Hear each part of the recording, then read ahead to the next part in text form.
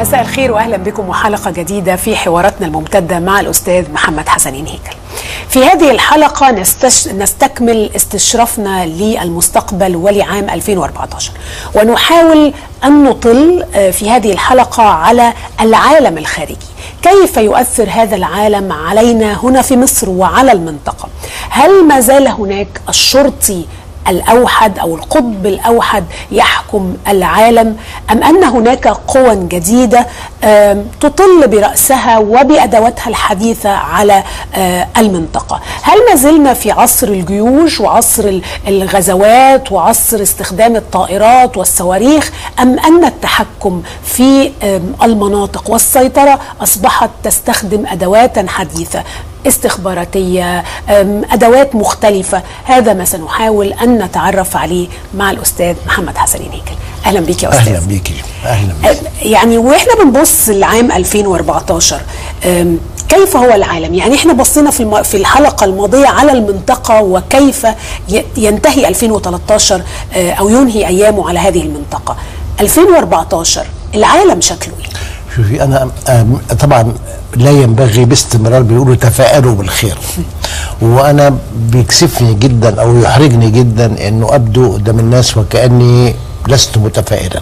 انا متفائل، لكن بعتقد ان تفاؤلي ممتد الى ما بعد اللحظه الراهنه، بمعنى انه انا شايف ان احنا في العالم في هذه الفتره نحن نواجه وضعا لم يسبق لنا ان واجهناه في العصر الحديث، لأنه باستمرار، وأنت أشرت إلى هذا، باستمرار النظام الدولي كان باستمرار في قوة بتنظمه. لو قلنا أن العصر الحديث بدأ في القرن ال15 وأنه بظهور أمريكا أضافت إضافة ضخمة، العالم تضاعف مرتين، بقى في عالم واحد عارفين كلنا كله تخومه، فبقى في عالم، بقى في عالم سياسي واحد نعرفه موجود على شاطئي المحيط من ناحية دي ومن ناحية دي، المحيط الأطلنطي.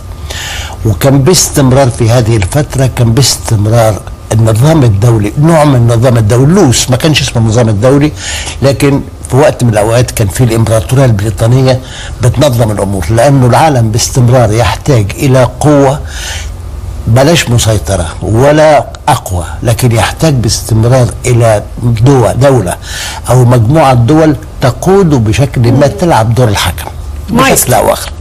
مايسترو موروليس، صحيح لك حق. فانت الامبراطوريه البريطانيه عملت ده لقرنين، بالشراكه مع فرنسا عملته قرن اخر، بتحدي المانيا، قوه جديده المانيا واليابان الى حد ما، بدا يبقى في نوع من التحدي، لكن فضل النظام الامبراطوري العالمي بشكل ما في مرجعيه، في قوه بالاخر بتخش بتسوي النزاعات وبتفرض نوع من الاوردر، نوع من النظام بشكل ما. وبعدين دخلنا في عصر اللي كان فيه دخل فيه امريكا، ودخول امريكا ادى الى تغيير كبير جدا في الساحه الدوليه، لانه انت دخلتي بموارد ملهاش حدود، ودخلتي بقوه متجدده وبقوه قادرة وبقوة تبدو انه فيها امل في عالم جديد. بشكل ما القوة دخلت على حلفة في النظام الدولي، وبقى في بشكل او اخر في فترة ما بين الحربين بقى في انجلترا وفرنسا بقايا امبراطورية سابقة، وامريكا موجودة من بعيد. وبعدين جينا مرحلة امريكا الحرب العالمية الثانية وظهر نظام ثاني مختلف، ظهر نظام الامم المتحدة. اولا تصورنا انه ممكن تجربة الحرب تعطينا جميعا من العقل ما يسمح بقيادة جماعية للعالم، لكن ما حصلش، وخرجنا من الحرب وفي 5 دول دائمة عضوية، لكن في الواقع كان في 2، الاتحاد السوفيتي وامريكا، وبشكل ما التوازن بينهم عمل شيء. بعدين خرجنا الى مرحله سقوط الشيوعيه وخروج الاتحاد السوفيتي من معادله القوه ولو مؤقتا وحلول روسيا محله، والتوازن ده انفرط.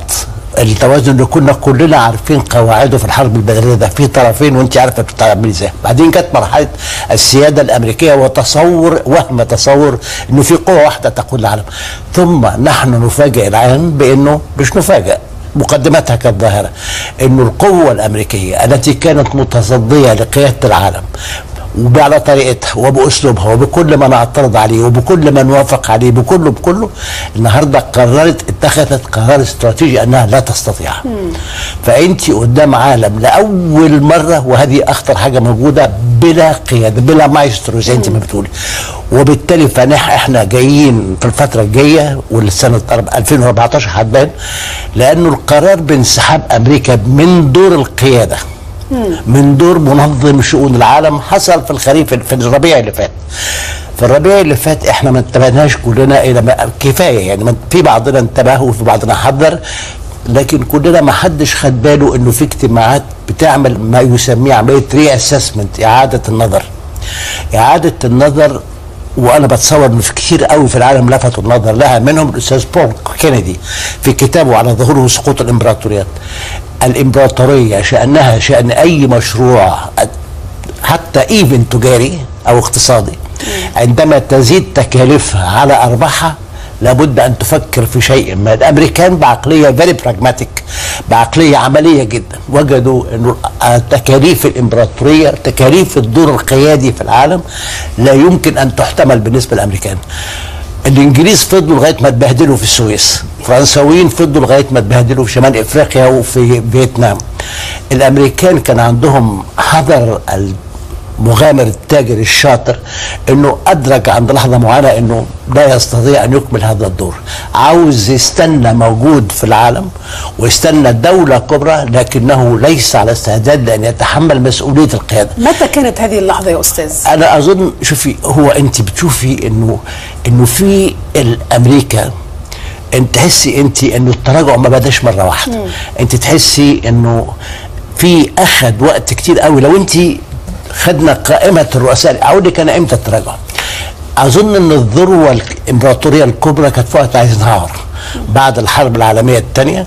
في قائد له دور مرموق في الحرب، هو قاد جيوش الحلفاء كلها في الحرب، وطلع من الحرب في صورة بطل على الأقل منتصر، وده كان واضح انه منتصر. وكانت قيمة ايزنهاور ليس انه قائد عسكري بارع، لانه كان في قادة عسكريين اهم واكثر منه قوي، لكن هو كانت ميزة ايزنهاور انه الراجل قادر على ان يقود تحالف، بمعنى انه قادر على ان يخلق موازين قوة بين اطراف وان يقودها جميعا الى هدف واحد.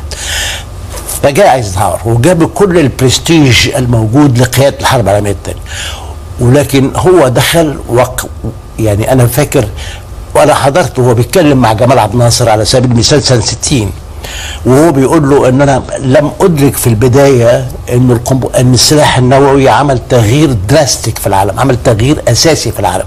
انا كنت دايما اعتقد بالنظره التقليديه انه السلاح النووي هو مدفعيه ثقيله، لكن اكتشفت الرعب وانه استحاله الحرب لما بقيت مسؤول واطليت على الصوره كلها بكل جوانبها باكثر مما يستطيع ان يطل عليه قائد عسكري، ورايت استحاله الحرب، وهو ده اللي لازم الحرب العالميه، وكل ده الناس بيدركوه. لكن ايزنهاور بالبرستيج بتاعه، بالقوه المتراكمه او القوه المتراكمه لامريكا، مدخراتها كلها، دخل وهو بشكل ما مطمئن وادى نوع من الاستابيليتي في امريكا، لكن هذه كانت زائفه لانه العالم كان بيتغير، اوروبا بدات تستيقظ، التشالنج بتاع الاتحاد السوفيتي بيزيد، التحدي، سباق السلاح. وانا فاكر يوم لا انساه باستمرار مع الجنرال ديغول اللي كان وقال لي انه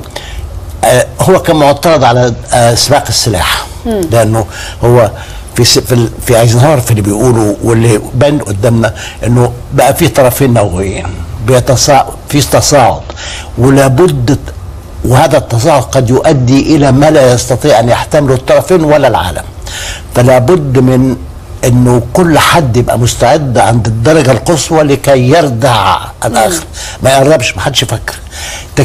في ديغول بيقول لي انه الامريكان بالطريقه دي هيخربوا الاتحاد السوفيتي، مظبوط، بالتاكيد هيخلصوا عليه، هيخلصوا على التجربه الشيوعيه، لانه هيرغموها على تغيير اولوياتها، بدل ما اولوياتها تبقى رفاهيه الشعوب هتبقى اولوياتها السلاح، شاءت او لم تشاء، واحنا هنضطر نعمل جزء من ده بعد لما يخرب الاتحاد السوفيتي، احنا هنتعب وهم كمان هيتعبوا. فكانت قمه الامبراطوريه الامريكيه في قمه الامبراطوريه كانت في ايزنهاور، والحلم كان موجود لكن كان نائم، لكن جه مين رئيس بعد كده ايقظ الحلم؟ كينيدي. بالظبط، واداله الرومانس بتاع الحلم، ولو انه ما كملش يعني. لكن انا بعتقد انه بدايه النزول الامريكي، او بلاش، في عوامل موضوعيه للنزول الامريكي، الصعود المفاجئ او الصعود بعد الحرب العالميه الثانيه وايزنهاور، وفي ما فيش لحظه معينه تقدري ترصدي فيها ان قوه بتتآكل الا لما تشوفي حاجه دراماتيك على السطح، حاجه دراماتيك. كينيدي جه بعد ايزنهاور، بدا يبشر بالحدود الجديده، وانه في عالم جديد، متصورا انه في الافكار الجديده والتكنولوجيا الى اخره، ان ممكن الانسانيه تبلغ ما لم تفكر فيه او تحلم فيه طول حياتها.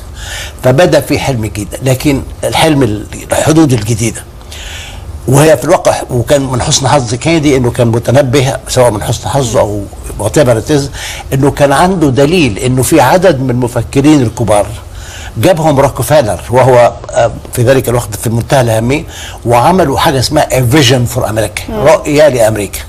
وبالتالي بقى في رؤيه لامريكا، وفي راجل قادر ياخد الحلم الامريكي في ايده وقادر يبيعه للناس بصوره شباب، اولا متكئ شباب، جنبه ست حلوه، وفي حواليه مجموعه من المثقفين من احسن ما اخرجت امريكا.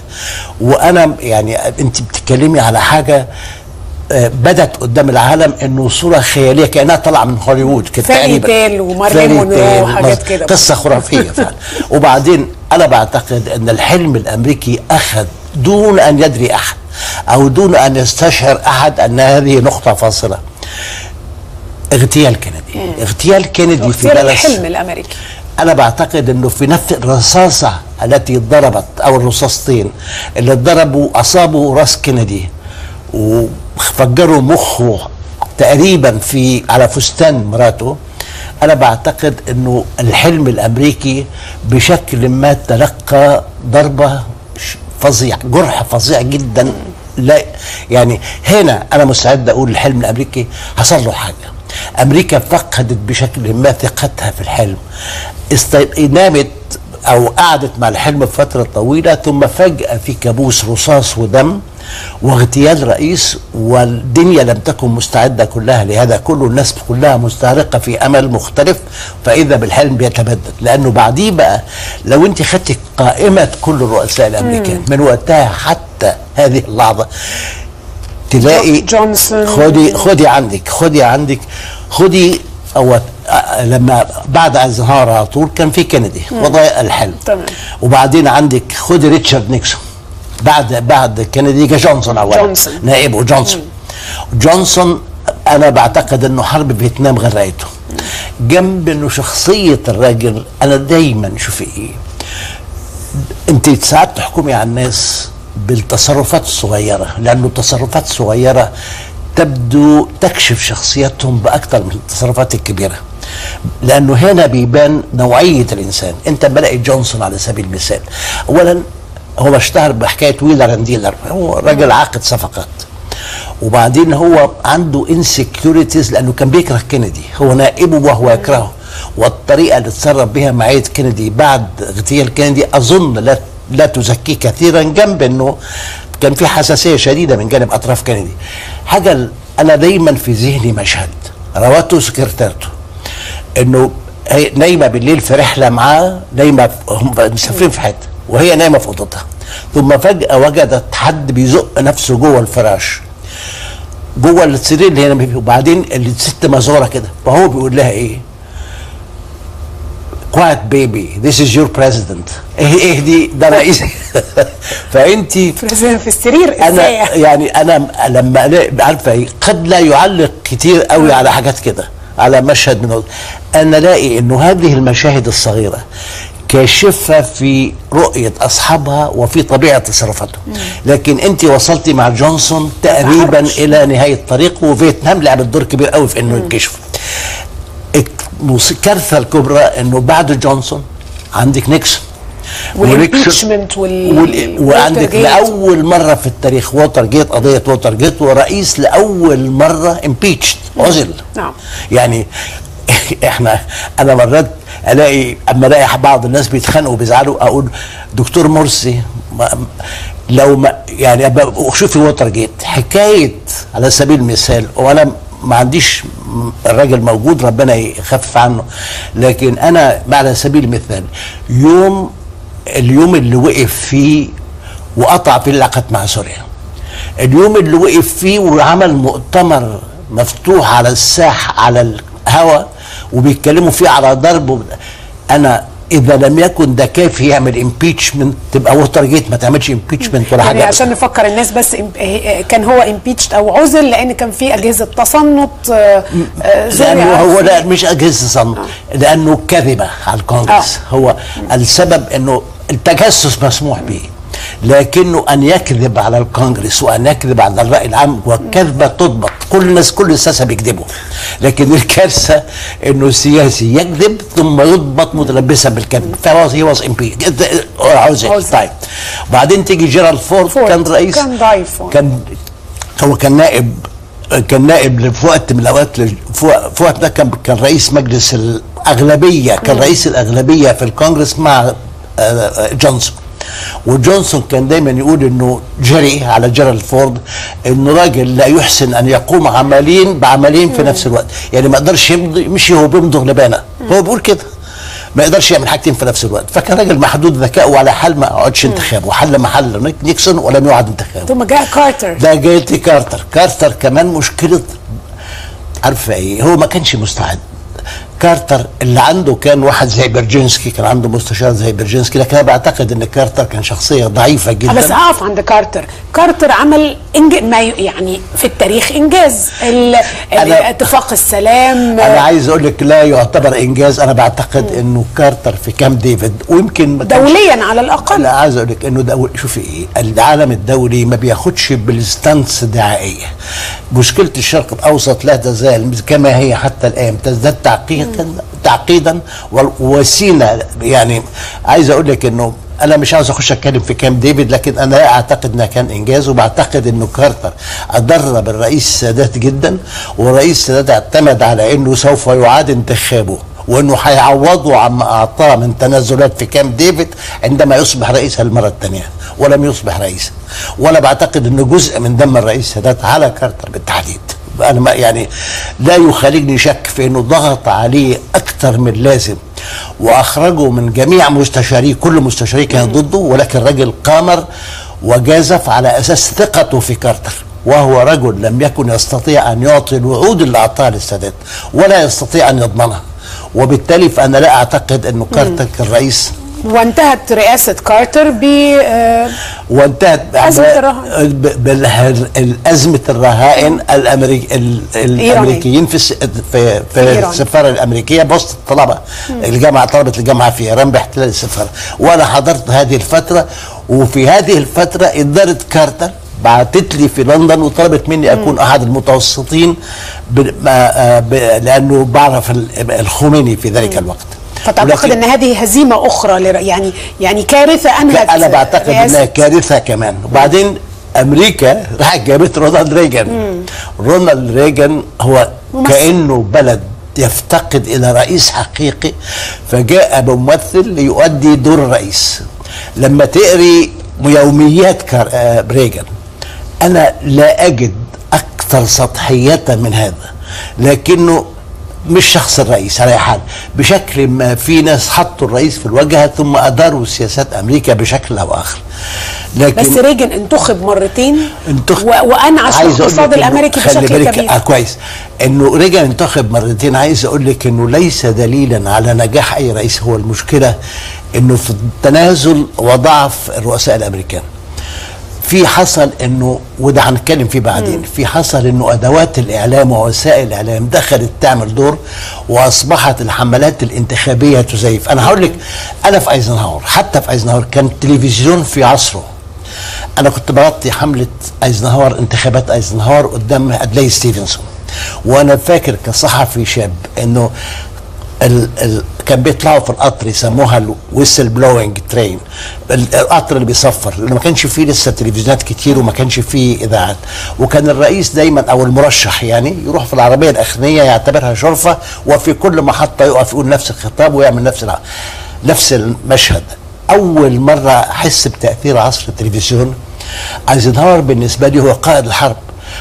هو كان جاي من قطر، عربيته في القطر، العربيه الرئيسيه في القطر، رايح على العربيه الاخيره، ومره في عربيه الصحفيين في المركبه السكه الحديد. وانا فوجئت لانه لقيته قدامي الرئيس الامريكي بهيلمانه، المكياج اللي محطوط على وشه غير طبيعي، روج اللي محطوط على وشه. وانا كان جنبي اللورد بيفر بروك احد الصحفيين، ما كانش يبقى صحفي عادي، كان راجل. وانه انا فاكر ان احنا جميعا كل يعني الصحفيين اللي جايين من بره اللي جاي، لانه العربيه اللي احنا كنا فيها كانت العربيه المخصصه للصحفيين الاجانب اللي جايين للحمله، والانجليز وكان اول مره نطلع على عصر التلفزيون بالطريقه دي.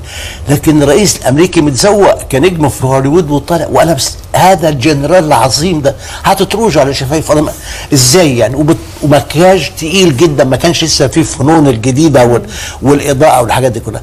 لكن انت على عصر ريجن كان ده ممثل مقتدر ومثل دور الرئيس. ولما تشوف الكوتيشنز بتاعته، يعني كل الحاجات المنسوبه اليه والاقوال، حاجه لا يمكن، محتاجه كلام كتير. وبعدين جاء جورج بوش الاولاني، وانا اظن ان ده كان محتمل يبقى رئيس كويس، لكن عنده مشكله انه واجهته مشاكل كتير قوي. وكان عارفه ايه، كل ما قبل اي رئيس بيطارده شاء او لم يشاء. يعني انا الرئيس اللي جاي في مصر ما اعرفش مين هو، لكن انا اخشى انه هلاقي عنده باك لوج، هلاقي عنده بلاوي متراكمه مما كان قبله. وبعدين خدي بيل كلينتون انتهينا بمونيكا لوينسكي، وهي واز امبيتشد بالكونجرس، لكن لم يغادر منصبه لانه الامبيتشمنت او طرده تقريبا جاء قبل انتهاء رئاسته بشهرين. بس برضه انتخب مرتين، شعبيته كانت عارمه. عايز اقول لك انه كلينتون الوحيد حقيقه، يعني كلينتون برنامجه الداخلي كان لا باس به. نجاح كلينتون كان، واللي نجحه في المره الثانيه، انه هو عنده مشاكل اخلاقيه، عنده ضعف انساني بشكل او اخر. افتكري انه كلينتون لا يعلم هو مين ابوه. انا اسف، ده صحيح، هو كده. كلينتون، الاسم كلينتون هذا زوج وراجل اتجوز امه، لكن هو انت عارفه ايه، في مشاكل هنا. يعني انا عمري ما يعني ما تلاقيش عندك جورج بوش تاني في عصر جورج بوش وكوارث ملهاش حدود. ايوه، بس في عصر جورج بوش كانت امريكا هي، يعني هنا بنتكلم على ضعف الرؤساء الامريكيين، لكن كانت امريكا هي الشرطي الاول في العالم والدوله الاقوى. لا هقول لك، تضرب هنا وتغزو هنا. هي حاولت تعمل دور الشرطي، لكن عملته بدور البلطجي. يعني انت لما تشوف الطريقه اللي جورج بوش تصرف بيها مع كل الناس في العراق، يعني انا بقرا محاضر مجلس امن قومي لانه ازيح عنها الستار في اخيرا، ولاقي جورج بوش وهو بيتكلم على العراق بيقولوا الذرائع المطلوبه لغزو العراق ليست كافيه. احد مستشارين بيقول له ليست كافيه. رده بيقول ايه؟ بيقول مكتوب في محاضره رسميه، بيقول this man tried to kill my dad. الراجل ده حاول يغتال ابويا، ده قضيه تانية. لكن انت ما تشوف الطريقه اللي استعملها بوش في اداره السياسه الخارجيه، في عمليه قصر، بمعنى انه هو طبعا جات له كارثه نصف حادثه سبتمبر 11 سبتمبر كانت في البدايه 2001. فهو كان بعد سنه، وهو على حال ما كانش مستعد. يعني انا بعتقد لكن كان في افغانستان، الحرب على الارهاب، العراق كان شرطي العالم، وبقى شرطي العالم. لكن انت دور الشرطي السيء ما هوش دور. انا عايز دور القاضي. السياسه الدوليه انت محتاجه دور حكم، بتقولي محتاجه دور مايسترو. محتاجه دور مايسترو ولا محتاجه صوت بيصرخ وبيعمل حاجه ثانيه؟ المايسترو بيشير ينسق في الاداء في العالم ويحل مشاكل ويجري التدريبات حتى، يعني وده مهم، ويحدد لكل واحد ادواره او حدود الادوار بشكل او اخر. لكن انت قدامك حد مع الاسف الشديد اتصرف طب وصولا لاوباما بقى، في اوباما انا بعتقد ان امريكا كانت بتدور على حاجه تبدو قدامها جديده وقدام العالم تبدو كما لو كانت فريش، بدايه طازجه، تعطي امل في انه المجتمع الامريكي بيستعيد روحه في المساواه بين الناس، في العدل، في الاقدام، في بشكل. فاختاروا رئيس انا بعتقد انه من خارج السياق. شوفي لابد ان نواجه الامور بصراحه، انا اتكلمت في ده وقلت لا تعلقوا امالا كثيره على اوباما. ده كان الرئيس الحلمي يا استاذ، يعني ولا حلم ولا حاجه، رئيس اسود ده مش ده الرئيس الحلمي ابدا، ده الرئيس. شوفي فرق بين الحلم وتزييف الحلم. انا بعتقد ان احنا كنا في اوباما قدام تزييف الحلم. شوفي لا ينجح الا ما هو من داخل السياق، لا ينجح الا حد يستطيع ان يقود حقيقه وان يكون لديه اجماع. انت عشان تتكلمي عن رئيس امريكي لازم تتكلمي عن حد يمثل او يستطيع ان يمثل او يستطيع ان يستجمع كل القوى الامريكيه، كل عناصر القوى الامريكيه. التمييز العنصري وهو راسخ في امريكا لا يسمح بانه رئيس اسود يقود. في فرق بين يدير، ممكن يجي يدير، لكن يقود قضيه ثانيه. طب يعني خلال كل هؤلاء الرؤساء، خلال كل دول كلهم، انا بعتقد ان في هبوط في المشروع الامبراطوري الامريكي. بعتقد ان احنا في بالنتائج اللي وصلت اليها، بالشعبيه اللي تدنت، بالازمات اللي زادت، بالعدم العالم مش قادر ياخد. يعني مجلس وزراء اوباما مش واخدينه، يعني في شكاوى من داخل البيت الابيض من انه بعض الوزراء الكبار ما بيهتموش قوي بالبيت الابيض، وهذه خطيره يعني. وكان ذلك تاثيره على الشرق الاوسط، يعني لم يعد الشرق الاوسط في بؤره. لا شوفي، هو اللي حصل في اعاده تقييم، انهم احسوا بشكل او اخر انه العالم سواء هم تناقصت قوتهم او بعض القوى في العالم تزايدت قوتها، وانهم في حاجه الى اعاده تقييم. التكاليف كانت عاليه ولا التكاليف كانت عاليه، جنب انه الاقتصاد تاثر بهذه التكاليف والعجز. انت بتتكلمي على بلد اصبح، يعني هو دخل في مغامره العراق وهو يتصور انه موارد العراق قد تكفي لتغطيه تكاليف الحمله، النتيجه انه في العراق تكاليف الحمله في العراق تريليون دولار. فانت امريكا ارهقت واستنزفت مواردها في حروب لا معنى لها ضد الارهاب. في نفس الوقت في قوه بتكبر وبتنمو، في قوه الصين بتطلع، في قوه الهند بتبان، في قوه اوروبا، المانيا بالتحديد بتظهر، في تغيير بشكل ما. والامريكان بالنظره العمليه جدا، انا اظن انه في ربيع هذا العام بدنا كلنا نتابع او نحاول ان نتابع انه في عمليه اعاده تقييم موقف جاريه. بس كان يبدو في الربيع العربي ان اليد الامريكا الطوله تتدخل. طب انا هقول بشكل كبير. أليس غريبا انه اللي تدخل في الخطه اللي اتعملت، انه احنا المره اللي فاتت في الجمعه اللي فاتت كنا بنقول انه الخطه حرف الاطلنطي انه كان في خطتين متوازيتين، واحده بتعملها تركيا وواحده بتعملها اوروبا على شمال افريقيا على ليبيا، وبينما تركيا وليبيا وغيرها وتونس وغيرها يعني، وانه في خطه اخرى جزء من خطه اخر مكلفه بتركيا. هذا معناه ببساطه انه القوة الامريكية كانت تهندس لاخرين يعوضوا غيابها بالوكالة. يعني انت عارفة، انت لمستي صميم المشكلة الامريكية. التجربة الامريكية فيها 3 حاجات تقريبا: في الاستيلاء الاكويزيشن، في التوظيف، في انك انت تخلي ناس يعملوا لك اللي انت عايزاه. في يعني في الحرب العالميه الاولى والحرب العالميه الثانيه امريكا وهي ترغب في هزيمه المانيا جت متاخره.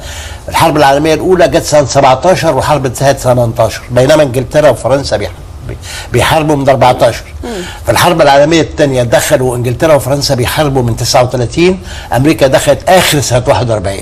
بمعنى انك بتسيب الحاجه الثانيه. الحاجه الثالثه اللي عملتها امريكا واللي انت بتتكلمي فيها بالظبط يعني هي اللي بيسموه الاوت سورسنج، الاستخدام الغير المباشر لقوى اخرين سواء تستاجر او توظف في تحقيق اهداف امريكيه. اسمح لي نقف هنا عند الاوت سورسنج او استخدام الاخرين ونخرج فاصل قصير، وبعد الفاصل نتكلم عن هذه الادوات الجديده وهذه الطريقه الجديده في حكم العالم بوسائل جديده، ممكن يكون باستخدام الاخرين وممكن باستخدام وسائل اخرى اكثر حداثه. فاصل ونواصل هذا الحوار مع الاستاذ محمد حسنين هيكل.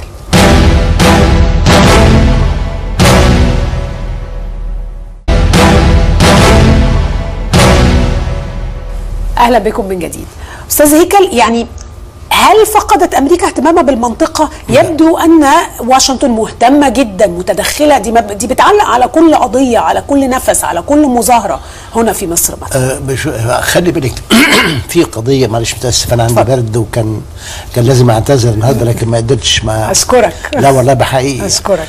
لكن خلي حط في ذهنك انه منطقه الشرق الاوسط كانت هي من اول ما خلصت الحرب العالميه الثانيه كانت هي موضع الصراع. ومن قبلها الحقيقه، يعني هو انت تقدر تقولي ان منطقه الشرق الاوسط المنطقه الوحيده التي لم تمتلئ بقواها الذاتيه. يعني الشرق الاقصى طلعت الصين وطلعت الهند وبتاع ومالوا الفراغات كلها. اوروبا ما فيش، امريكا اللاتينيه بدات كانت زينا لغايه قريب تصلحت امورها وطلعت فيها قوى بتملا الفراغ زي البرازيل وارجنتين وشيلي الى اخره. منطقة الشرق الأوسط مع الأسف الشديد فضلت هي المنطقة المفتوحة.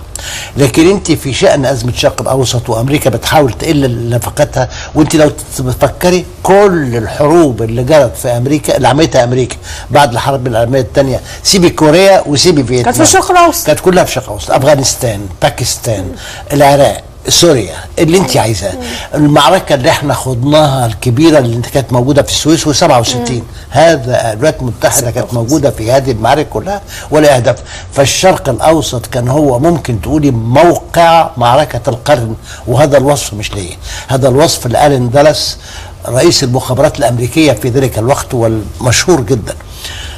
فانت ارض المعركه ما فقدتش اهتمامها. لكن ببساطه خدي كلام سوزان رايس مستشار الامن القومي للرئيس، فهي اثناء الرياسسمنت وهي بتحاول تشرح لماذا اعاده التقييم في هذا الوقت. الان هي مستشار الامن القومي، الان مستشار الامن القومي للرئيس اوباما في هذه اللحظه، وهي التي دعت على فكره، هي التي دعت او الحت على فكره انه الامور تقتضي اعاده تقييم، هي ورؤساء اركان حرب، انه يعني في حقائق جديدة طالعة في العالم ينبغي مراعاتها، وفي موارد أمريكية استنزفت ينبغي أنه أي رئيس أمريكي يعمل حسابه لها. وهذا هو ما جعل ضمن العوامل التي جعلت أوباما يمتنع عن ضرب سوريا. لكن رجعي الكلام سوزان رايس بتقول إيه؟ بتقول الشرق الأوسط مهم، لكن هو لم يعد، ما هوش اهم منطقه في العالم، لا لم يعد يستحق ان نركز كل اهتمامنا عليه، لانه في اجزاء كثيره من العالم موجوده نحن نواجه فيها تحديات كبيره وينبغي ان نلتفت لها، وانه مع اهتمامنا بالشرق الاوسط فاحنا، لكن في حاجه غريبه جدا قدامنا من دخائل ما جرى في اعاده التقييم. لو تشوفي التسريبات طلعه واللي بتشوفيها قدامك، اول حاجه انه حد يقول لك في مجلس الامن القومي ومن رؤساء اركان حرب بيقول لك، رؤساء اركان حرب القوات الامريكيه بيقول لك انه امريكا تقريبا حققت هدفها في المنطقه، وهو احنا كنا بنتكلم على امن اسرائيل وبنتكلم على موارد البترول. اسرائيل لم تكن مؤمنه كما هي مؤمنه الان بسبب انفكاك العالم العربي على الاقل، وقوتها بتتزايد. فاحنا الحاجه الثانيه كان موارد البترول. موارد البترول ان البترول موجود وقيمته موجوده، لكن لم تعد له هذه الاهميه الاحتكاريه اللي كانت موجوده. وعلى حال امريكا ما بتاخدش من بترول الشرق الاوسط اني مور، مش هتاخد تاني، ما بتستوردش، خلاص امريكا مستغنيه بعد من اول سنه 14. الحاجه الثالثه، وانا وصف ده اكثر وصف المني الحقيقه، يعني انه حد من اللي قاعدين بيقول ايه، على حال لم يبقى في الشرق الاوسط the last drop of the lemon was squeezed، اخر نقطه في الليمونه اتعصرت، يعني هم عصرونا للاخر، عصروك لغايه الاخر. فانت مع الاسف الشديد ده اعتبارات لازم نحطها في ذهننا، ان احنا بنفسنا لما تبصي على المنطقه اي خطر يتهدد امريكا من هذه المنطقه، بوقت من الاوقات كانت الوطنيه بتهددها، الوطنيه العربيه القوميه لا الوطنيه في كل بلد، رغبه الاستقلال والبتاع، وهي كانت بتصور انها تحل محل الامبراطوريات. وبعدين وقت من الاوقات جت القوميه العربيه بتهددها. وبعدين بعد كده احنا بنفسنا تولينا نهد اشياء كتير جدا وتهدد. لكن انت ما تبصي على الساحه العربيه، واحنا كنا بنتكلم على هذا المره اللي فاتت، وتلاقي كل هذا الركام. ما الذي يخيف امريكا؟ ما الذي يقلقها؟ ممكن يقلقها ان روسيا داخله او بتحاول تدخل، لكن ارجوك حط في ذهنك ان روسيا داخله وفي ذهنها ثقافه الماضي. في شيء حصل ونحن ينبغي ان نتنبه اليه. في مساله ان احنا واحد في سياسه خارجيه لاي حد، وانا عاذر اي وزير خارجيه جاي في مصر في 2014 وعاذر طاقم كل الامن القومي اللي موجود، لانه انت سوف تواجهي بعالم يعلم اولا انك قواك استنزفت، والحاجه الثانيه لم يثق فيك، لم يعد يثق فيك. في احساس موجود في اوروبا وانا شفته كل حتى ما بيقولوش بغلاظه، بيحاولوا يبقوا رقيقين على الاقل معايا، ما اعرفش بيقولوا ايه تاني غير، لكن تحس بنغمه انتم لا يثق فيكم. ما تزعلوش، لكن يعني بعد اللي عملتوه فينا روسيا بالذات يعني. مش بس روسيا واللي ممكن تتصوريه، احنا اهملنا اوروبا، احنا خدنا اوروبا كلها محطه لامريكا. قبل ما نتكلم على الادوات الجديده، هل هذا يعني ان الصراع العربي الاسرائيلي حسم؟ انتهى؟ الصراع العربي الاسرائيلي لم يحسم، لكن اظن انه في التبريد العميق لفتره في ايه اللي باقي من الشعب الفلسطيني؟ الحاجه المهمه اللي باقيه من الشعب الفلسطيني حاجتين اساسيتين. الحاجه الاولى هو هؤلاء اللاجئين الذين الشعب الفلسطيني الذي يحمل حلم ما ماتش ومش هيموت لانه وطن، فانت ده اول ضمان. الحاجه الثانيه انا بعتقد انه مصر المطالبه باستمرار ودوما باتجاه الى الشرق وبالخروج الى المشرق ورفض اي عزله توضع عليها النهارده بكره بعد بكره بحقائق الجغرافيا، بحقائق التاريخ، مصر بحقائق المستقبل بالضرورات. مصر لا تستطيع ان تعيش في عزله عن العالم العربي، لانه سمبل احنا شايفين قدام مصر اللي بتواجه ازمه، مين اللي بيسندها؟ العالم العربي. اي حد بيتكلم على بور ليتل ايجيبت، مصر لوحدها كده والوطن مستغنيه، تروح في مشكله كبيره جدا. الاملك الوحيد موجود في العالم العربي. لكن بمحاوله امريكا الخروج من المنطقه او على الاقل العمل بالوكاله وهنتكلم عليه، هي حسمت وده هنا ضغط كاري بارائه الجديده او باطروحاته الجديده على ابو مازن. لا شوفي، كاري موضوع اخر.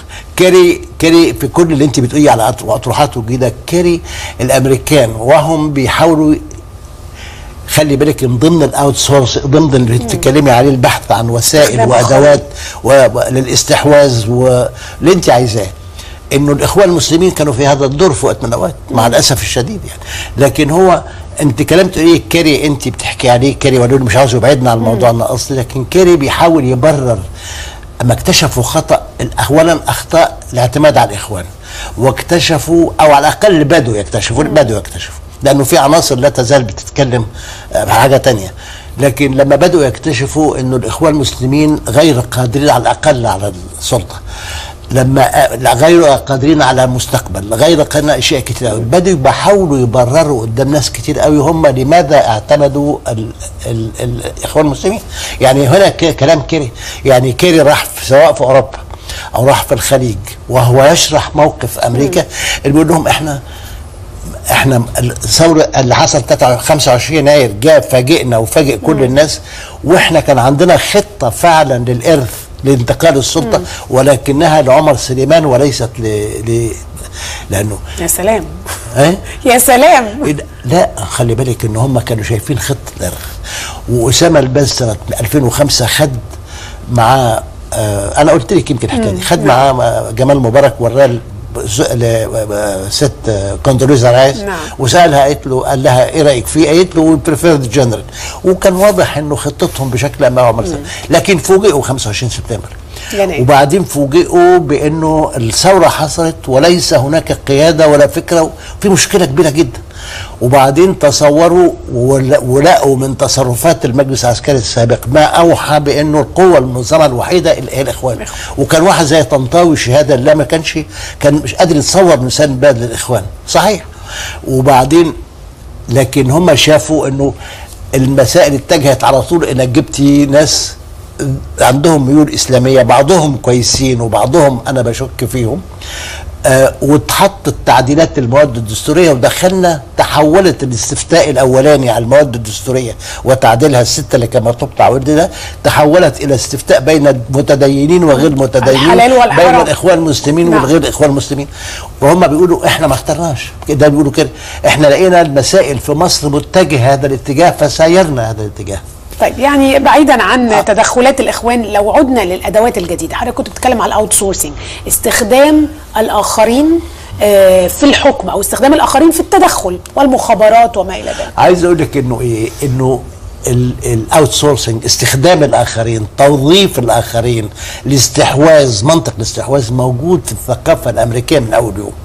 بمعنى انك انت حتى من غير ما ارجع للمقولات القديمه اللي استهلكت كتير قوي، انه امريكا واحد يعني انت استوليتي عليها من الهنود الحمر وطردتيهم، وبعدين بنيتي امريكا بعضلات العبوديه السوداء واستولى على النتائج، استولى حاجه ثانيه. فكره الاستحواذ، فكره الاوت سورسنج، فكره استخدام الاخرين، فكره توظيف الاخرين موجوده في الثقافه الامريكيه، حتى في التاخر عن الحروب وبالمجيء لها متاخرا خلوا كل الناس تدفع ثمن زي ما هو عاوزين. لكن هنا الامريكان في الوقت وهم قوتهم بتضعف، وخلي بالك انه في حاجه في الديمقراطيه الامريكيه مهمه جدا حقيقه، يعني انه احنا ساعات بنرمي اللي حصل في امريكا كده وندمغه اما بالارجنس بتاعت، اما بصلافه الامبراطوريه، واما كده. في حاجه تانية، خشي بره نيويورك، اطلعي من نيويورك واطلعي من لوس انجلوس وخشي في العمق الامريكي. انت هناك بتتكلمي على ولايات تاسست مستقله، على سلطه حقيقيه لهذه الولايات، على دوله على حكومه فيدراليه موجوده في واشنطن بتشوف الامن القومي والمصالح المشتركه. لكن الشيوخ اللي جايين لك من الولايات دول كلهم بيمثلوا هذه الولايات، والنظره المحليه لهذه الولايات بتاثر في القرار في النهايه. وهذا اما تلاقي السلطه موجوده في الولايات والراي العام موجود في الولايات والشيوخ والنواب المنتخبين من الولايات، والولايات المتحده هي اقوى بلد في العالم، يعتبروا نفسهم برلمان العالم وكل واحد يتكلم زي ما هو عايز، وتنشا فجوه ما بين المطلب الديمقراطي والمطلب العملي الامبراطوري، وبعدين تنشا عدم امكانيه حروب عالميه. بتيجي الاوت سورسنج، بتيجي الوسائل المضافه المستجده تستخدم استخدام في منتهى البشاعه. ايه هي الوسائل دي يا استاذ؟ واحد، انت ما تعرفي انه احنا على في مصر، انت في مصر في سنه واحده كان عندك تجسس على 120 بليون اتصال.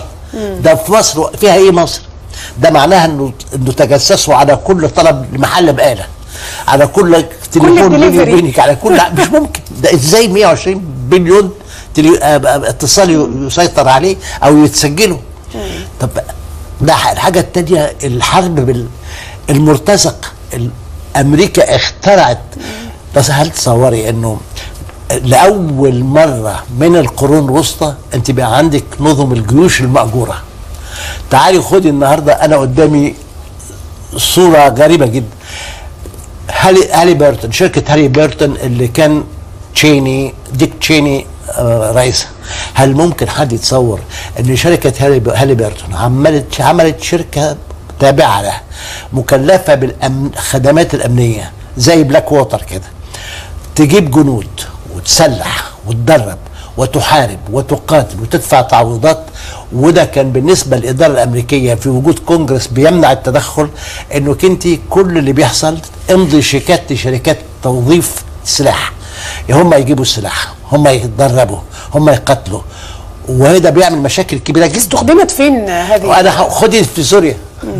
انا هقول يعني انت لما تشوفي شركه هالي بيرتون عملت قد ايه. انا قدامي تقرير هنا، قدامي تقرير شركه هالي بيرتون عملت شركه الخدمات الامنيه، عملت في 3 سنين اخذت عقود ب 380 بليون دولار. اي ان مشاكل الامن كلها احيلت الى شركات متخصصه لديها جيوشها ولديها سلاح. شركه بلاك ووتر بقى عندها 250 الف مقاتل تحت الطلب. اطلبي، لانه في عاطلين كتير، وفي ناس يائسين، في ناس مستعدين للمغامره، في ناس مكاسب بتريحهم كتير قوي. هل ده موجود في سوريا؟ انت في سوريا انا شايف كشف للامم المتحده بيتكلم على الجنود الاجانب المقاتل. سوريا فيها فيها 3 كاتيجوريز من الناس، في اللي جايين من افغانستان واللي ممكن بيسموا نفسهم مجاهدين او بيسموا اي حاجه، في الجيش الحر ومعاه بعض المتطوعين من العالم العربي لكن بتكلم على الجنسيات المختلفه. لما تشوفي ناس من النمسا يقدر بتكلم على من غير اصول العربيه، اللي بالاصول العربيه موجودين لهم حصر اخر، لكن انا بتكلم على من غير اصول عربيه، اجانب خالص. ايه اللي يخلي 60 واحد من اوستريا من النمسا رايحين؟ ايه اللي يخلي 296 واحد من بلجيكا رايحين؟ ايه اللي يخلي 84 واحد من الدنمارك؟ ايه اللي يخلي 20 من فنلندا؟ ايه اللي يخلي 412 من فرنسا؟ ايه اللي يخلي 26 من ايرلندا؟ ايه اللي يخلي 50 من ايطاليا؟ اللي من لوكسمبورغ في واحد اللي يخلي من هولندا في 152؟ ايه اللي يخلي من انجلترا 366؟ بس دي يا استاذ دول مرتفعه الدخل، احوالها الداخليه بالذات يعني بالذات فنلندا والدنمارك ولوكسمبورغ، وبالتالي دي اجهزه استخباراتيه ولا؟ لا عاوز اقول لك انه ايه، احنا بنروح بطبيعه اللي بنعمله، احنا بنروح فين لما بنسافر؟ بنروح متاحف، بنروح اولا لوكاندات في احوال كويسه، وبنشوف متاحف ونشوف مسارح ممكن، وبنروح نشوف مطاعم، لكن نحن نطل على عمق المدن. شوفي اما انت تتصوري انه في نيويورك مجموعات فيها نسب فقر من اتعس ما يمكن، اطلعي بره نيويورك وروحي على ناحيه الاباتشي. بس مش في فنلندا واللوكسمبورغ والدنمارك عاوز اقول لك في كل حته ما فيش شبكه امان تستطيع أن تأخذ كل المواطنين حيث يراد أن يصلوا باستمرار في كل المجتمعات. ما في تقدم أكثر. المجتمع الأمريكي فيه بلاوي فقر، المجتمع الإنجليزي فيه بلاوي فقر. اطلعي بره وروحي ناحية بريكستون، اطلعي من لندن وروحي ناحية بريكستون وشوفي الناس عايشة ازاي. عايز أقول لك كما لو انه مرات كان انا كل واحد يجي بيتي من اجانب مثلا ويبص من منظر بيتي على النيل، حته بتاعت النيل دي، وتقول له This is a false facade. هذه واجهة خادعة، هذه مشاكل مصر ليست هنا، مشاكل مصر ورا ده كله. فأنت في كل بلد في موجود، لكن أنا لما أشوف ما هو ده أرقام حقيقية، وهذه نسبة إلى بلدان حقيقية وهي مدققة وموثقة، يبقى إذن في ناس ممكن يكونوا مستعدين للمغامرة نفسها في حد ذاتها. في شباب طالع، يعني أنا بس في اما اقول ان هاليبرتون عندها 250,000 واحد تحت الطلب، انت بتتكلمي عن جيوش. فالامريكان النهارده واحد وهم مش عاوزين كونجرس بيمنع الحرب، الاعتمادات بتضيق على الحرب، ومع ذلك اعتمادات الدفاع بتزيد. طب بيعملوا ايه؟ وزير الدفاع الامريكي النهارده لم يعد يمضي قرارات عمليات، لكن بيمضي شيكات لشركات.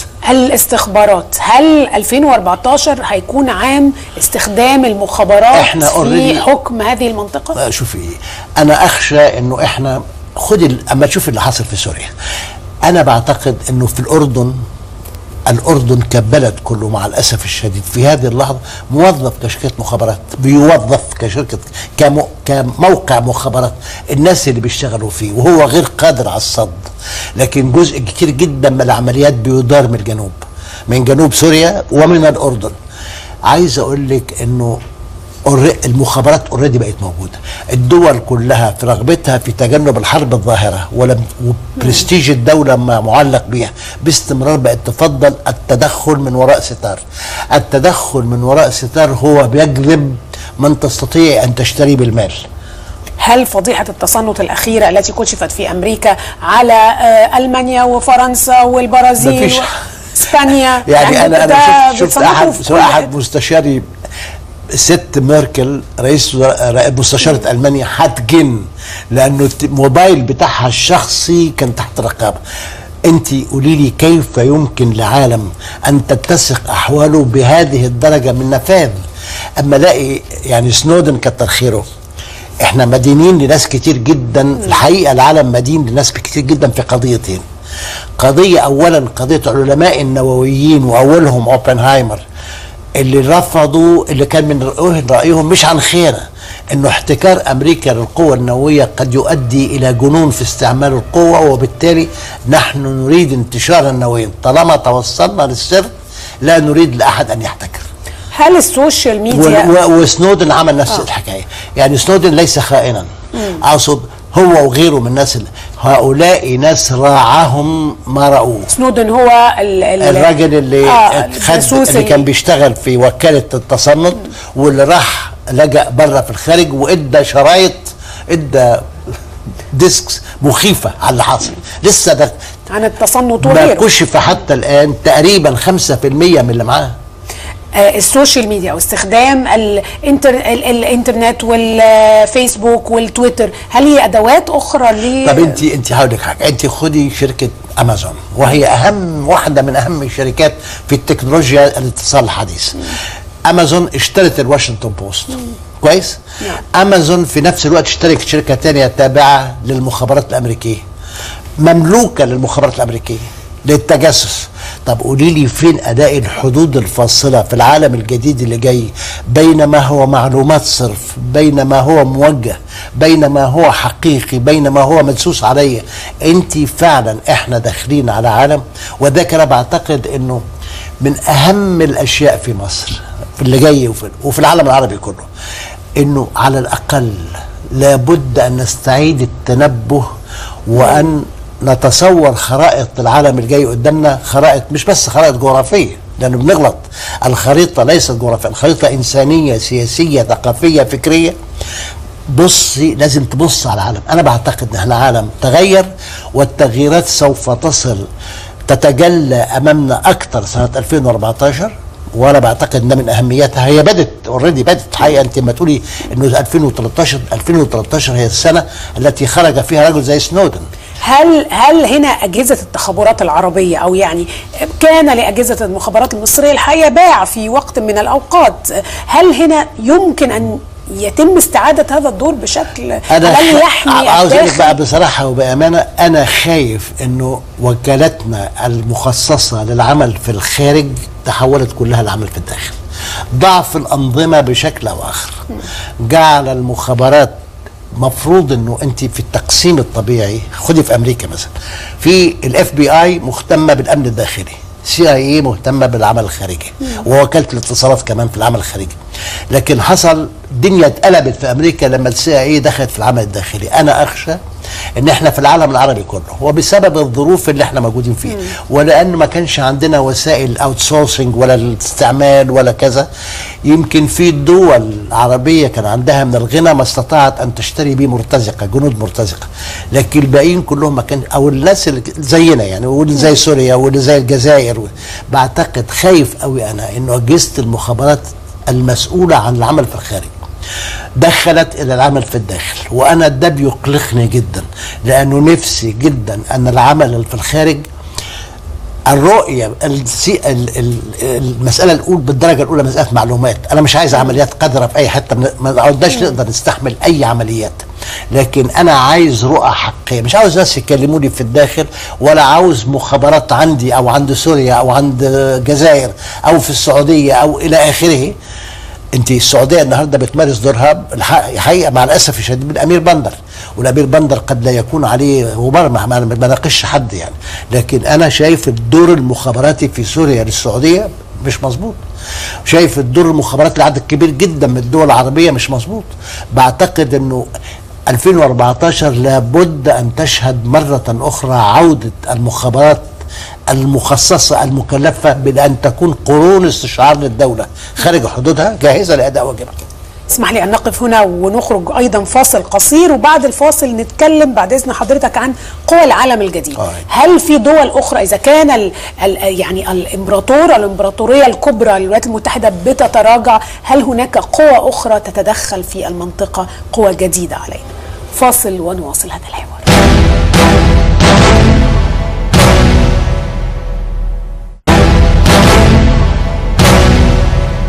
أستاذ هيكل، إذا حضرتك كنت بتتكلم في الفاصل السابق عن أجهزة الاستخبارات اللي كان المفروض أنها تركز نشاطها في الخارج، لكنها نتيجة الظروف أصبحت يعني متمركزة في الداخل، هل هذه الأجهزة بالوضع الحالي تستطيع أن تصد بعض الاختراقات، مش هقول كل الاختراقات ولكن بعض الاختراقات للأمن القومي؟ أشعر أن البلاد أصبحت ملعبا لكل الاستخبارات الأجنبية وليس فقط لأمريكا. صحيح، مع الاسف الشديد احنا اصبحنا ساحه مستباحه كل العالم العربي.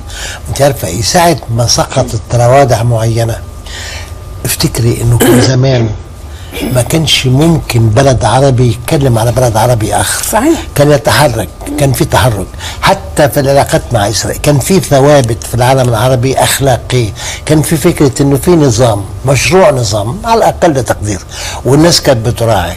لكن في الاستقطاب الحاد اللي حصل مرات اجتماعيا في العالم العربي واعلاميا في الجزيره بتعمل دور. انا بعتقد انا مختلف مع كل حاجه، خصوصا الجزيره مصر.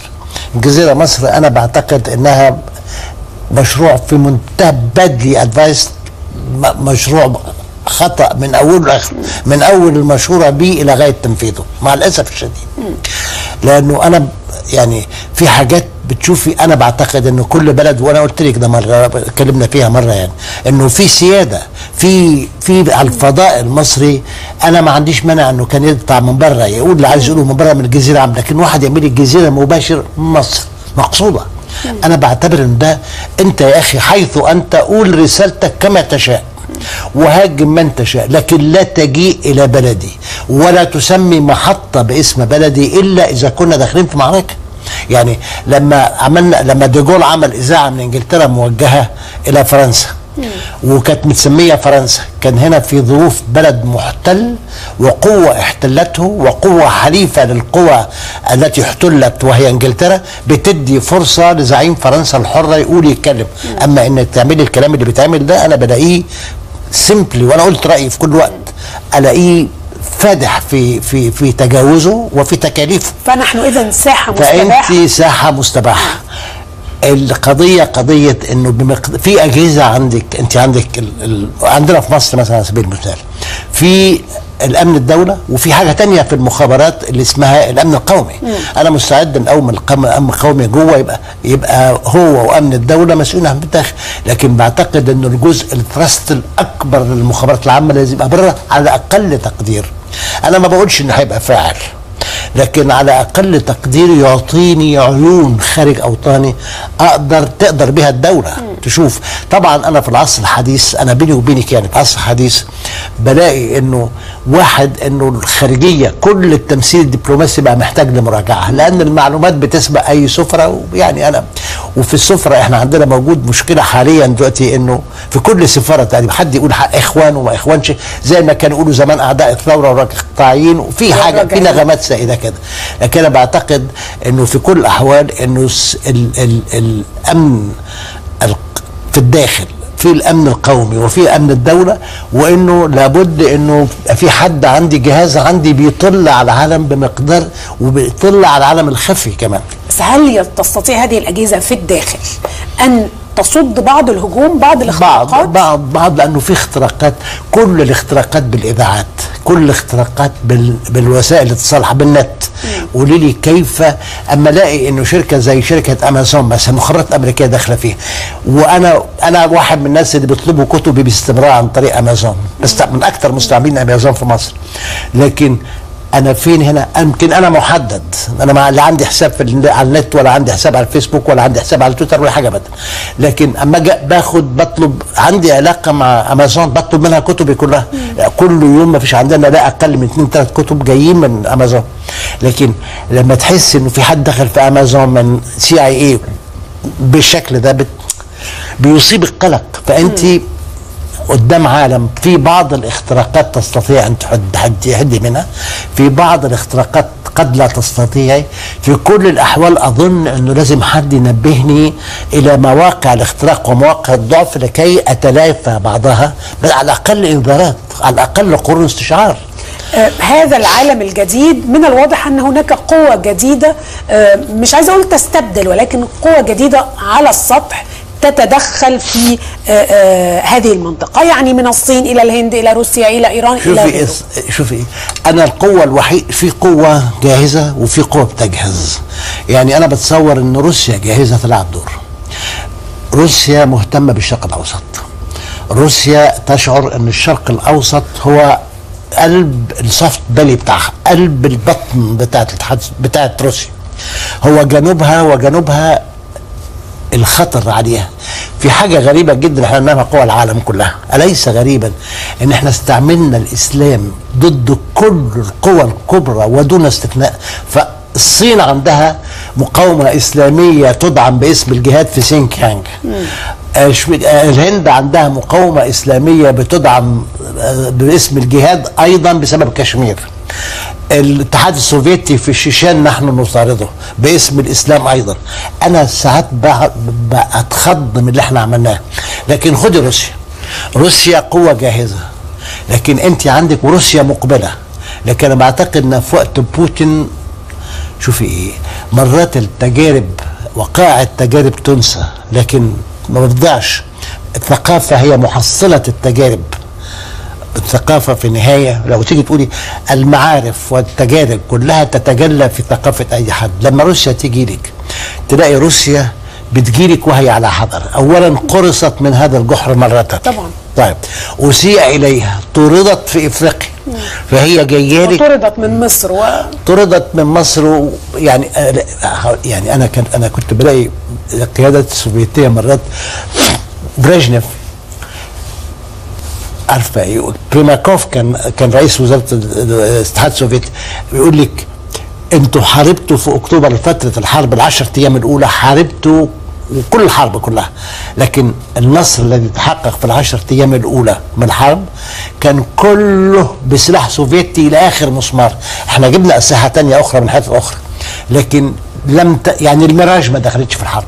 الميراج بعد اكتوبر كانت موجوده، لكن اللي استخدم في سلاح الطيران بالدرجه الاولى استخدم الميراج في الحرب مع اسرائيل في حرب اكتوبر. فانت لغايه اخر مسمار انت استعملت سلاح. وبعدين فورا كان دايما بريجنيف عندك تيشيرت بيقول حاجه انا اللي عملته مصر انا بستغرب منه، تيك اوف في الطياره واحنا معاه، لاندنج داون واحنا مش معاه، وكيسنجر اللي معاه.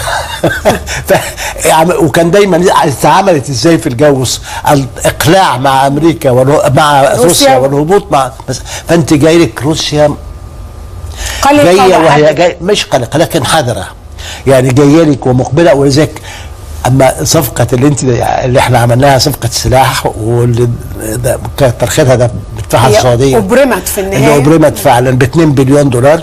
حريصين انه راح السعوديه راحت ومبالغ بتدفع وبتسدد وهم بيجيبوا سلاح كويس قوي.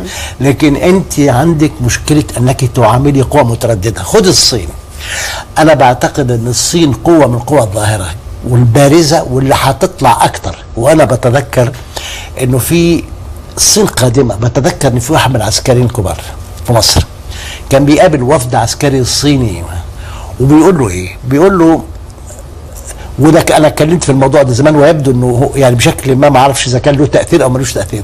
انا كنت دايما مع كل رؤساء وزارات اليابان اللي شفتهم كلهم كنت دايما اقول انه امتى اليابان هتطلع تعمل دور مؤثر في الخارجيه. عملاق اقتصادي لكن قدرته قدماه من فخار، مش قادر يعمل حاجه. طب الصين هتعمل كده؟ فاخونا العسكري المصري الكبير قال الكلام ده واحد صيني، فالصيني رد قال له ايه؟ رد غريب قوي. 2015 ايه؟ قال له تقابلونا 2015. انا بعتقد ان الصين بتستكمل قواها. شوفي ايه، ما حدش ممكن يتكلم عن سياسه خارجيه الا اذا كان عنده في الداخل ما يبرر انه يقدر يتكلم. بس الصين يعني دوله اقتصاديه عظمى بقالها فتره، مش النهارده بس. لا خلي بالك، احنا بنتكلم على الصين دوله اقتصاديه عظمى، هي دوله اقتصاديه عظمى، لكن اذا قستي بعدد السكان الى امريكا يطلع انه القوه الامريكيه 3 مرات قد القوه الصينيه بنسبه الفرد، بنسبة ما يخص الفرد من الثروة. الصين في مجملها قوة اقتصادية مهولة، لكن إذا حسبت على عدد السكان فأنت قدام معادلة أخرى. لكن الصين بتستكمل وبتستكمل بسرعة رهيبة، بتتكلمي على حد بينمي بما بين 10-12% كل سنة. الصين هنا تتحول من مجرد قوة اقتصادية عظمى إلى قوة تبدأ في التدخل السياسي ولا الاقتصادي؟ أنا بعتقد أن الصين سوف تؤثر، لكن لا اعتقد في عقليه الصينيين.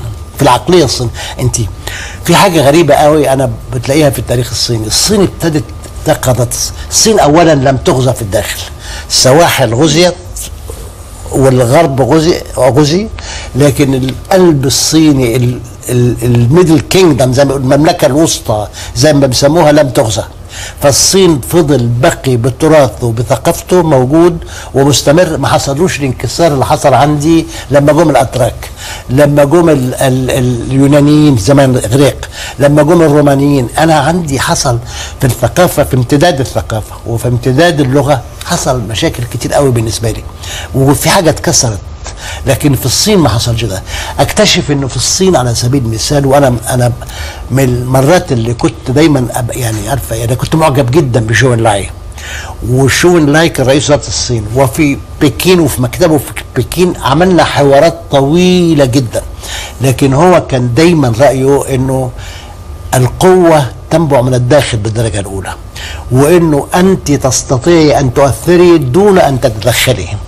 بمعنى ان قوة الصين هتبقى موجودة وانا مرحب بيها جدا، لكنها ليست قوة متدخلة. هي قوة هتجيلك باستثمارات، قوة هتجيلك ممكن تجيلك بنفوذ ثقافي بقوة مهمة جدا، لكن ليست عسكرية. فهي على موعد في 2015 يعني انت هتقابلي القوة الصينية 2015، واظن انه الصين ممكن تعمل تأثير في التوازن العالمي من نوع جديد، من نوع مختلف.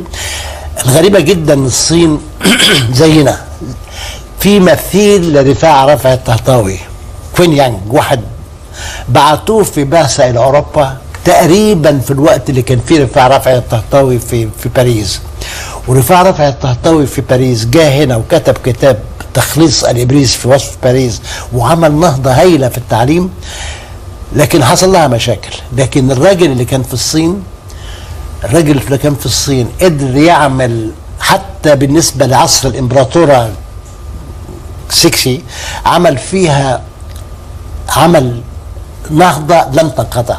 يمكن الغلطة اللي عملها رفاع رفع الطهطاوي في مصر انه جاء انشأ مدارس مدنية، بقى في مدارس ازهرية ومدارس مدنية، بقينا ماشيين على خط سكة حديد لا يلتقي الخطيبان ابدا، ماشيين حاجتين متوازيتين، في تعليم مدني وفي تعليم ديني. في الصين ما حصلش كده، فانت مقبله في الصين على حاجه تانية. بس الصين موجوده في ايران بكثافه وبقوه. الصين موجوده في ايران، موجوده في ايران وفي اوروبا، موجوده اقتصاديا، موجوده بقوه النموذج، وهذا مهم جدا، موجوده بقوه التنميه. لكن نموذج التنميه الصيني غير قابل للتكرار. يعني عارفه ايه، في حاجات تستلهم من نموذج التجربه الصيني، في حاجات تتشاف في التجربة الصينية وتستفاد بها درس. لكن بالنسبة للحجم، بالنسبة للثقافة، الثقافة الصينية يعني عارفة شوفي ايه التأثير الأساسي الكونفوشي في فكرة النظام والمراتبية موجودة في الثقافة الصينية. ما فيش فيه الفوضى اللي عندنا في العالم العربي. العالم العربي هنا فكرة التنظيم، فكرة مجتمع منظم. الكونفوشية عملت حاجة يعني لا شيء إلا 10 مبادئ، 10 مبادئ أخلاقية، ما فيش حاجة يعني. دايما كان البوذا هو ما اسموش البوذا البوذا ده لقب المعلم، لكن هو اسمه سيدهارتا جوتاما ساكيموني. لكن انت بتتكلمي على حد كل قيمته انه درس، ومحدش الديانات الصينية ما كانش فيها يعني. أنا في حمولات كتير قوي أضيفت إلى الكتاب المقدس، إلى كتبنا المقدسة، حمولات في التاريخ الإسلامي كله وفي الاجتهادات، ودخلنا في عالم غريب جدا. والفرد مزقت روحه بشكل أو آخر بين عقاب ينتظره وبين ثواب لا يلقاه. لكن التجربة الكونفوشية واحد ادت مجموعة مبادئ أخلاقية أهمها العمل، إنه قيمة الإنسان في العمل. يعني طيب الهند وهي أيضا دولة قوية وموجودة في المنطقة. الهند دولة قوية موجودة في المنطقة، لكن في حاجة مهمة جدا في الهند وأنا ما مكسوف أقولها. يعني الهند بدأت معانا. الهند يعني حزب المؤتمر الهندي بدأ بالتوازي مع حزب الوفد. حزب الوفد بشكل ما أصابه ما أصابه ولا أريد أن أدخل فيه. حزب المؤتمر كمل بنهره، وتقريبا حتى عمل الحزب المؤتمر تقريبا شبه وراثة. لكن فضل الهند، وده اللي كان دايما يقول نهر، وانا حكيت لك عليه مره، انه فضلت الطليعه او الطبقه الهنديه التي تعلمت فضلت مخلصه لمشروع الهند، واحست احنا عندنا يعني ما فيش فلوس في الهند، من الهند اتهربت كتير بره. تاتا وكل الرأسماليين الهنود فضلوا في الهند، اكبر صانع عربيات واكبر صانع، كل فضلوا في الهند. الهند كان عندها بشكل ما المقوم الثقافي اللي يحافظ على ثروة الهند ويحافظ على النخبة في الهند. انت عندك النخبة هنا ضيعت تقريبا. تأثير الهند بقى على المنطقة او دخولها المنطقة، شوفي برضو الهند لن تدخل، شوفي الهند ممكن تدخل بالنموذج، الهند ممكن تدخل. يعني انا بعتقد انه من اهم تحديات قدام السياسة المصرية في السنة الجاية وما يليها هو كيف يمكن استعادة الصين، كيف يمكن استعادة الهند. يوم من الايام احنا والهند والصين كنا ثلاثي موجود. عدم الانحياز طبعا، يعني عدم الانحياز كمان. مش بس بندونج كان، يعني انا لا ازال فاكر احنا الصين، احنا الدولة التي رجحت الميزان في مارس سنة 56 بالاعتراف بالصين. الصين كان ينقصها انه في دولة في العالم العربي تعترف بيها فتكر ولاها بقية الدول العربية، واخذت الصين الشعبية الكرم اللازم اللي هتخش تاخد مقعد الصين الوطنية القديمة بتاعت تشان كاي تشك في مجلس امن. احنا الصين تشعر بانها قريبة مننا، الهند تشعر انها قريبة مننا، لكن احنا كل ده مع الاسف الشديد ضمن الاسيتس اللي احنا ضيعناها. زي افريقيا، ايران عقدة العقد. وانا بتصور ان احنا بنعمل، عاوز اقول لك حاجة، انا مرات بعض الناس يلحظوا ان انا منحاز بشكل او اخر لايران، وهذا صحيح. عايز اقول لك انه انا عندي تحفظات كتير قوي، ممكن ويكون عندي غير تحفظات لان الدولة الاسلامية في ايران. لكن تعالي عايز اقول لك حاجة، هذه المنطقة فيها 3 دول رئيسية، في تركيا وفي ايران وفي احنا مصر يعني، وبعدين في اسرائيل على الهامش. وقت الشاه كمية التعاون اللي كانت موجودة بين اسرائيل وايران كانت كبيرة جدا. اذا كانت ايران تبقى موجودة في اقرب لتل ابيب منها الي، هذه كارثة. اذا وقع نظام الثورة الاسلامية فانا اخشى انه هيجي نظام قريب من الشاه. اوريدي موجود في احساس في ايران ان احنا والله توجهنا للعالم العربي واهلنا انفسنا في سبيل استعاده علاقات طبيعيه، لكن العالم العربي بيصد، وهذا يصب في حساب النظم القديمه في ايران اللي بترى ان الحضاره الاريه وهم منبعها والحضاره الفارسيه ممكن قوي تتكلم مع اليهود، وفي علاقات كبيره مع الدوله الاسرائيليه بعد كده. وانه اذا حدث انه ايران عادت مرة اخرى الى اسرائيل، فانا بعتقد انه هذا هيبقى تحول استراتيجي في المنطقة لا نستطيع مواجهته ببساطة. ايوه بس نظام الدولة الاسلامية في ايران هو نظام في اغلبه قمعي، هو نظام يعني ادى يعني غير موضوع الطاقه النوويه العظيمه، لكن في النهايه اغلبه قمعي على المراه، قمعي على المعارضه، مش عايز خلق خرجوا. يعني هل ما فيش غير الدوله الاسلاميه او دوله الشاه؟ انا بسالك سؤال. شوفي انت، انا عندي تحفظات كتير قوي. يعني انا مره من المرات وانا موجود في مطعم في طهران، جت واحده ست عرفتني وجت بتسلم عليا، لكن بتسلم عليا من تحت الشادور، وانا قلت لها مش سلم عليك، انا مستعد اسلم عليكي. قعدت متردده والاخر الست كانت طرهانه، طلعت ايدها وسلمت عليا. انا في حاجات، انا المرأة الإيرانية، وأنا بعرف ستات إيرانيات كتير جدا، بتتكلمي على طبقة متقدمة جدا، ناس متقدمة كويس قوي.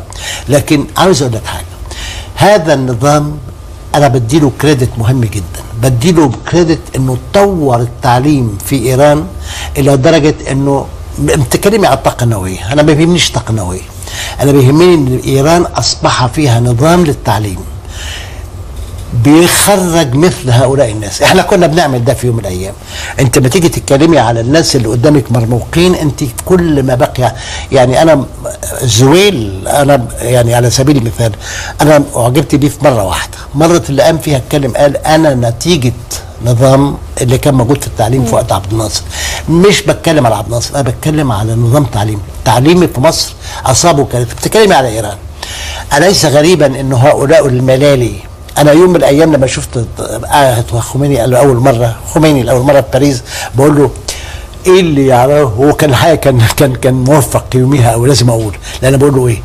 بقول له ايه اللي يخلي مشايخ الدين يعرفوا في العلوم الجديده في البشريه في الانسانيه؟ هو رد على الحقيقه رد مفحم وانا اعترف. قال لي طب قول لي الضباط اللي عندكم بيحكموا في العالم العربي يعرفوا ايه؟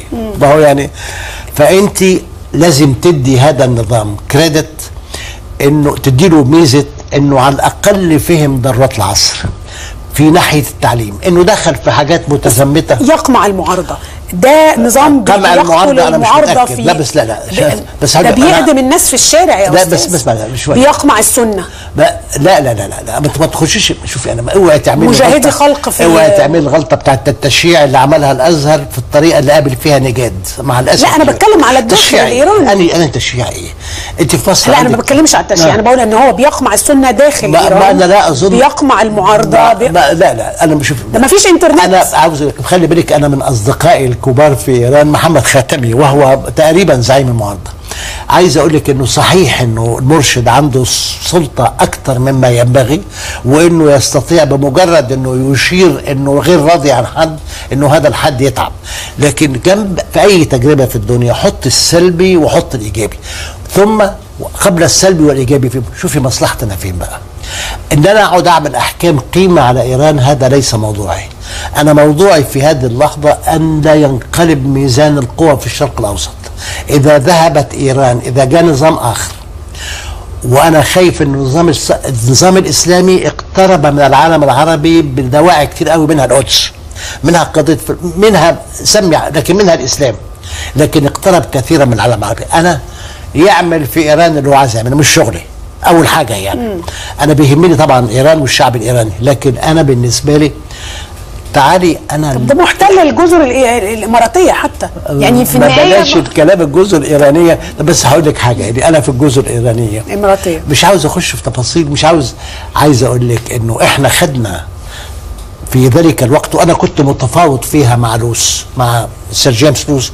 كنت في ذلك الوقت كان عبد الناصر، وكان استقلال الخليج جاي، والملك فيصل كان هو المتولي هذه عمليه الخليج، واحنا وافقنا بشكل ما على انه البحرين تستنى عربيه رغم ان فيها اغلبيه شيعيه، وانه بقيه الجزر اللي في البحر ما اقدرش اجي اقول لايران اطلعي من الخليج كله، ما ممكنش. اذا كان في اغلبيه شيعيه، على سبيل المثال في البحرين في اغلبيه شيعيه، في شك في هذا، في 70% من السكان شيعه والحكم سني، واحنا قبلنا لازم تعملي بشكل او اخر معادله توازن مع الناس اللي جنبك. ايران جنبك وفي الجزر متنازع عليها، خدت البحرين بقت دوله عربيه كويس رغم ان فيها اغلبيه شيعيه. انت الجزر انا مسلم انه في بعض الناس عندها حقوق، لكن اوصلي لصيغه. اشمعنى مع الشام ما كنتش بتتكلمي على الجزر؟ يعني عارفه ايه، احنا قعدنا من سنه لغايه الثوره الايرانيه، قعدنا 10 سنين محدش فينا بيفتح بقه على الجزر ابدا، طول ما الشام موجود خايفين منه. متى بدات قضيه الجزر؟ انا عارف انه بعض العرب ممكن يقولوا انه عندهم حق في جزء من الجزر، في ابو موسى، في طنب، اللي انت عايزاه، لكن هذه شوفي ايه، لازم تفرقي بين الرئيسي والمهم بالنسبه لك وبين الفرعي. الرئيسي في هذه المنطقه حفظ التوازنات الكبرى فيها. اذا كانت جت توازنات مواليه ليا ومواليه ما هو انت هنا برضو ايضا يتوقف، لابد ان تقيسي بره ما حولك بمقياس مصالحك اولا، بمقياس امنك، بمقياس ما يمكن ان يؤدي الى التوافق بينك وبين القوى المؤثره في المنطقه. شكل العالم في 2014 ايضا، اوروبا هل ستكون اكثر قوه وتدخلا في المنطقه؟ تدخلا ما حدش، شوفي هقول لك، ما عادش حد هيتدخل بجيوش، يعني هنتدخلوا بمرتزقه بالطريقه اللي احنا شايفينها، هتدخلوا بالاقتصاد، هتدخلوا بالتكنولوجيا، هتدخلوا بكل وسائل، لكن انا عصر القوه المباشره انا بعتقد انه لم يعد قائما. عصر القوه المباشره الا فيما ندر زي ما شفنا في ليبيا وبالطريقه اللي حصلت، واللي حتى اوروبا عجزت تعمل حاجه، فاضطر الاسطول الامريكي يضرب والطيران الامريكي يضرب لكي تحسمي مواقف معينه ضد النظام القديم. لكن عجزتي عن يعني الاحتلال البريطاني لما جاء في مصر، انا بعتقد انه كان له مزايا ان كرومر انشا اداره حديثه، لكن هذا العصر انتهى. جاي مش هيخش عندك، هياخد كل المكاسب من بعيد وهيسيب لك كل المشاكل تحيط بيكي. استاذ اسمح لي نخرج فاصل اخير، وبعد الفاصل يعني نلملم ما تبقى من اوراق 2013 الذي يرحل بعد ايام.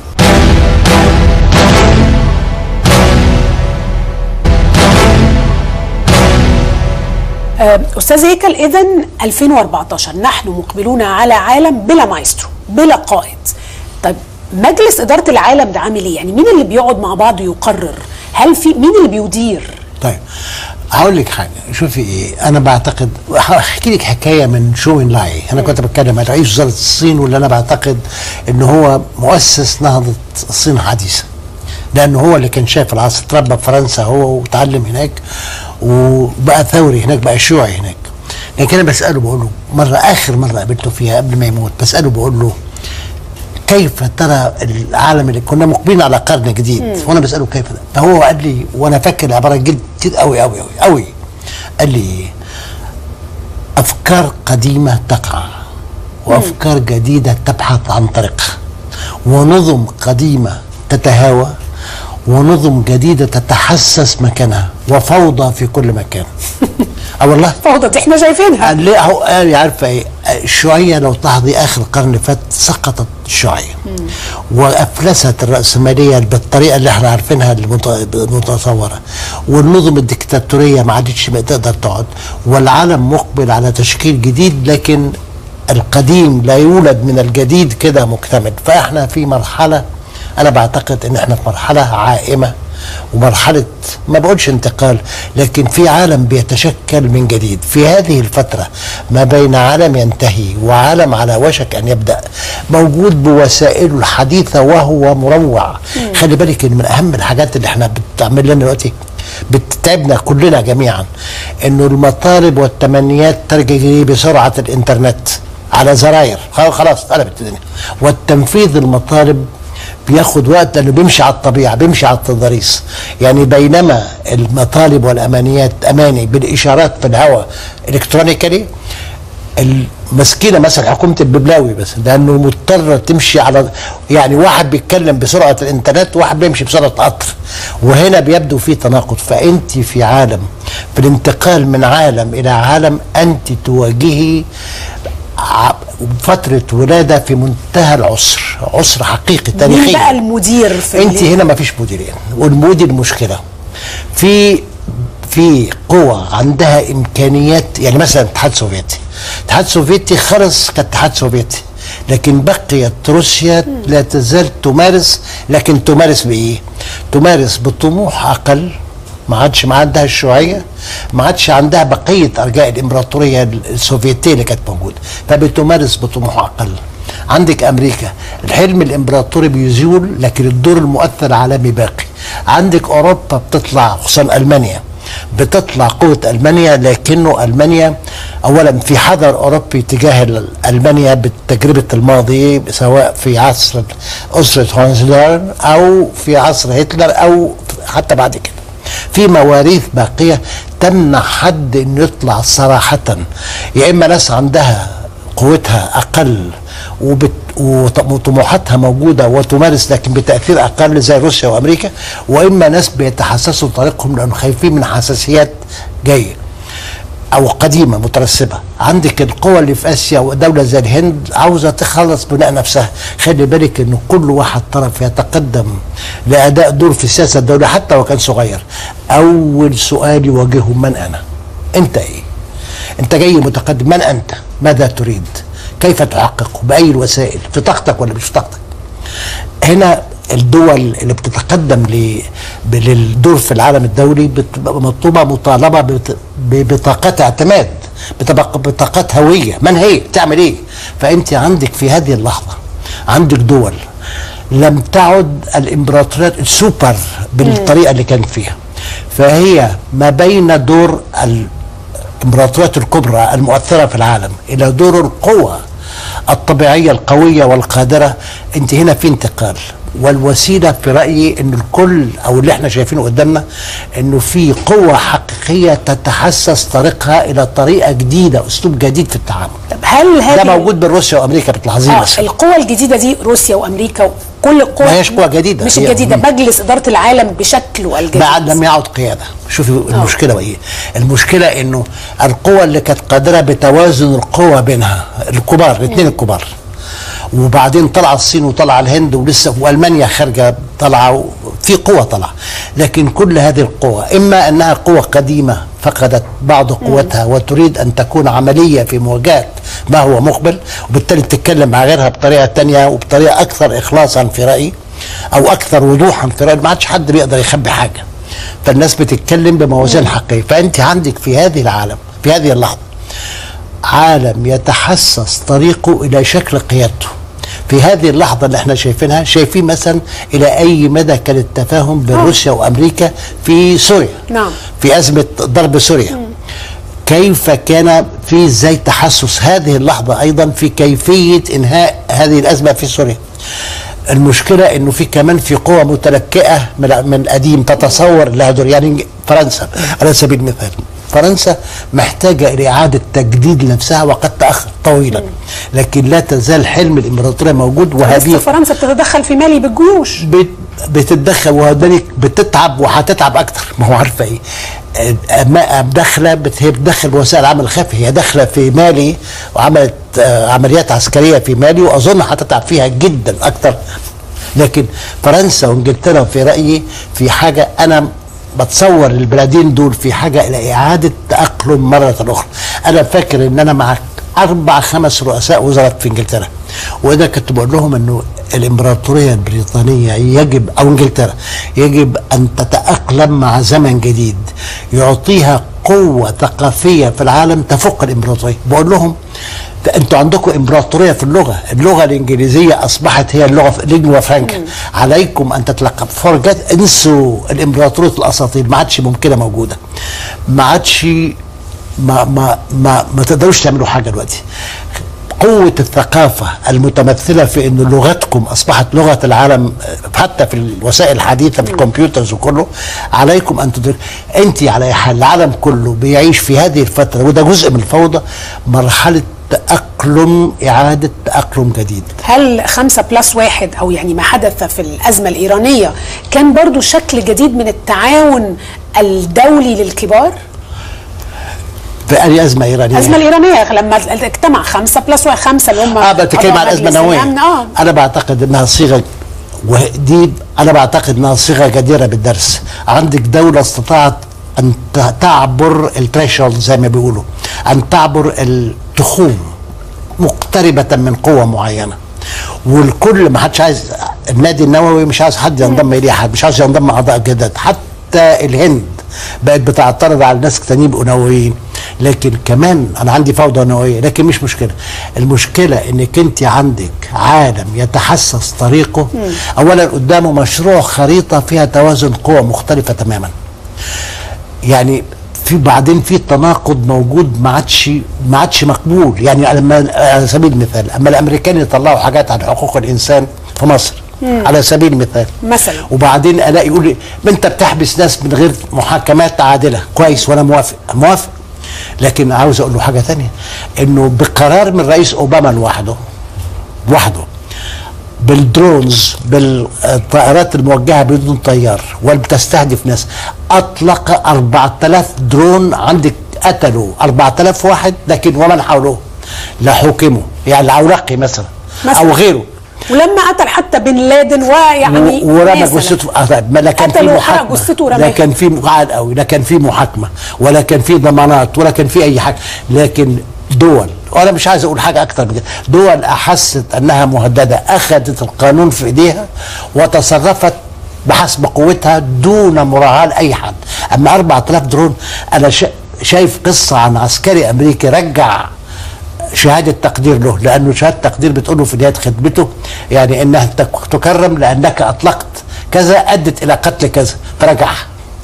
انت هنا في اخلاقيا بمختصر، العالم يبحث، العالم بلا قياده في هذه اللحظه، ليس، لكن في مجموعة قوى موجودة، سواء قوى جديدة أو قوى أعادت تأهيل نفسها وتأهيل قوتها، تحاول تتلمس طريق وسط ظروف مختلفة، وسط تكنولوجيا مختلفة، وسط مناخ مختلف، توازن قوى مختلف، بدأت تتحسس طريقها إلى أسلوب جديد في إدارة شأن العالم لم تتوصل إليه حتى هذه اللحظة. فأنت قدامك اللي قال عليه شولاي فوضى في كل مكان. هل هذه الفوضى يظل تساهم فيها الجماعات التكفيرية، الجماعات الإرهابية، القاعدة؟ هل هناك مستقبل لهذه الجماعات داخل المنطقة العربية في 2014؟ يعني أنا أتمنى لو كان في مقدوري إن أرمي شاين كده أفتح عيني ما يهمش، لكن أنت اللي موجودة على الأرض لكي شوفي الأفكار ما بتموتش بسرعة، ولا حملة هذه الأفكار بيختفوا ببساطة يعني، لكن أنت بتفضل عندك باستمرار مواريث. صحيح أنه الإرهاب أثبت أنه عقيم، لكن تعالي قولي لي أنا زعلان جدا من اللي احنا عملناه في الإسلام. أنا يعني هذا الإسلام، هذا الدين العظيم، وبالطريقة التي استغل بها، أنا بيقلقني جدا الصورة اللي أعطاها العالم. لما أنت عايزة تحط صورة للإسلام دلوقتي، يكفي أول إن حد يحط واحد دقنة هايشة قد كده وحاجة هنا وعمة كبيرة سوداء أو حمراء، عارفة الصورة اللي اديناها الإسلام صورة بشعة. فأنت ده لكي يختفي. أنا يعني أنت عاوزة قوة تنوير تتحرك تطلع قدام.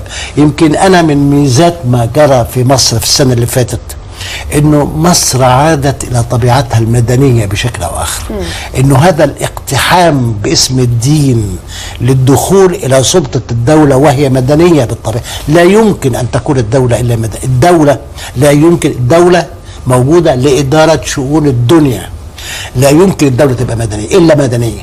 فانت في اللي حصل عندنا في مثلا في 2013 و30 يونيو، أنا بعتقد أن أهم حاجة فيه هو استعادة مدنية الدولة.